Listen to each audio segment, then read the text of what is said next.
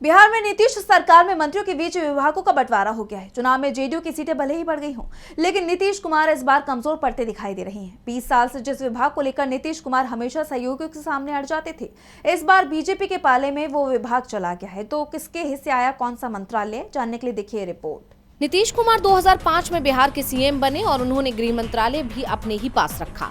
2025 में हुए विधानसभा चुनाव तक गृह मंत्रालय जेडीयू के पास ही रहा और इसमें भी 19 साल तो नीतीश कुमार ही गृह मंत्री रहे।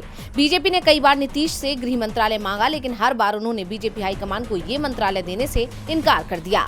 लेकिन इस बार नीतीश कुमार बीजेपी के सामने सरेंडर करते दिखाई दिए हैं। गृह मंत्रालय इस बार बीजेपी के सम्राट चौधरी को दिया गया है। वैसे बदले में बीजेपी के हिस्से में रहने वाला वित्त मंत्रालय नीतीश ने जेडीयू के लिए झटक लिया।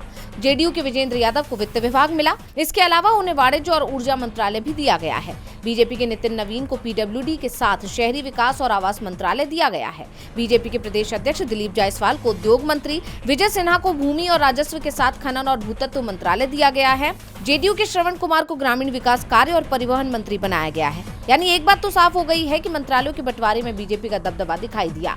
ऐसे में अब सभी की निगाहें विधानसभा अध्यक्ष पद को लेकर हैं कि क्या ये पद भी बीजेपी के हिस्से में चला जाएगा। वैसे जिन मंत्रियों को महत्वपूर्ण मंत्रालय सौंपे गए हैं, उसे लेकर भी सवाल उठ रहे हैं। खासतौर पर जिस तरह से नीतीश सरकार में परिवारवाद का दबदबा दिखाई दिया है, उसे लेकर आरजेडी ने सवाल उठाए हैं। नीतीश सरकार में डिप्टी सीएम सहित तमाम बड़े मंत्री किसी न किसी सियासी खानदान से जुड़े हुए हैं, जिसमें डिप्टी सीएम सम्राट चौधरी का नाम भी शामिल है।